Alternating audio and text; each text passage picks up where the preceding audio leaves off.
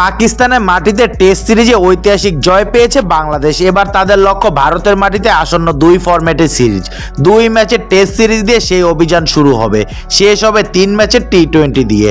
Test series আগে হয় প্রথমে ফরম্যাটটির দল ঘোষণা করা হতে পারে। 19 সেপ্টেম্বর শুরু হবে সিরিজটি। তার আগে 8 সেপ্টেম্বর স্বাগতিকদের স্কোয়াড ঘোষণা করা হতে পারে বলে ধারণা করা হচ্ছে। মূলত ভারত সময় নিচ্ছে দেশটিতে চলমান লাল বলের সিরিজ দুলীপ ট্রফির জন্য। বেঙ্গালুরু অন্তপুরে 5 থেকে 8 সেপ্টেম্বর সিরিজের প্রথম রাউন্ড অনুষ্ঠিত হবে, যেখানে লোকেশ রাহুল, ঈশান কিষানের মতো জাতীয় দলের বেশ কয়েকজন ক্রিকেটারের খেলার কথা রয়েছে। প্রথম রাউন্ড শেষে ঘোষণা করা হতে পারে বাংলাদেশ সিরিজের টেস্ট স্কোয়াড। এরপর চেন্নাইয়ের চিপাকে 12 সেপ্টেম্বর থেকে ভারতের টেস্ট ক্যাম্প শুরু হবে। ওই ভেন্যুতেই প্রথম টেস্ট খেলবে বাংলাদেশ ভারত।